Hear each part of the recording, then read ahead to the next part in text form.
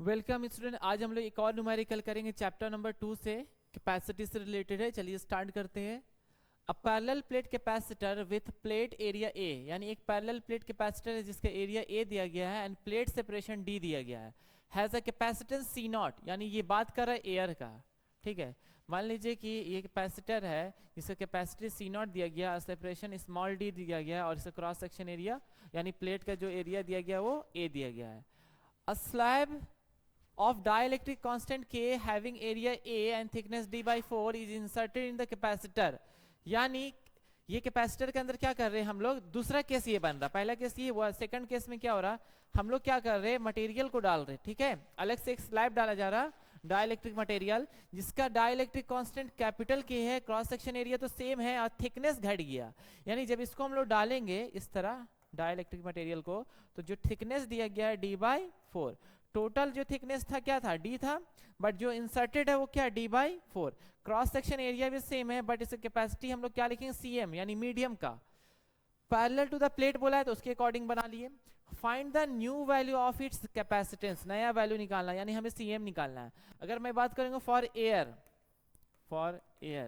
तो C not का value क्या हो जाएगा, A epsilon not by D। ठीक है, पहला इक्वेशन। अगर मीडियम का बात करेगा फॉर डाइलेक्ट्रिक मटेरियल CM का वैल्यू क्या हो जाएगा, A epsilon not D minus T plus T by K। ठीक है, अब हमें T का वैल्यू दिया D बाई 4 तो उसको हम लोग रखेंगे। ठीक है, सॉल्व करेंगे तो नेक्स्ट स्लाइड में सॉल्व करते हैं, पूरा कंप्लीट हो जाएगा। ठीक है, तो CM का वैल्यू हम लोग लिखेंगे A epsilon not D minus T plus T by K। ठीक है, हमें पता है T का वैल्यू कितना दिया, D बाई 4। ठीक है, दिया हुआ है, इसको हम यहाँ रख देंगे तो A epsilon not D minus D by 4 plus D by 4K। ठीक है, कॉमन लेंगे D कॉमन लेते हैं मान लीजिए, तो क्या बचेगा 1 minus 1 by 4 plus 1 by 4K।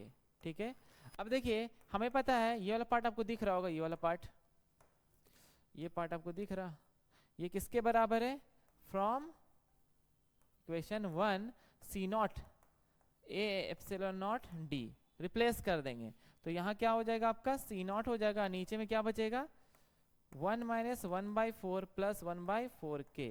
ठीक है, अब इसको हम सॉल्व करना है कंप्लीट तरीके से, MCQ फॉर्म में भी क्वेश्चन आता है कभी कभी, तो सॉल्व करते हैं। देखिए इसका LCM लेंगे, पहले इसको सॉल्व कर लेते हैं हम लोग।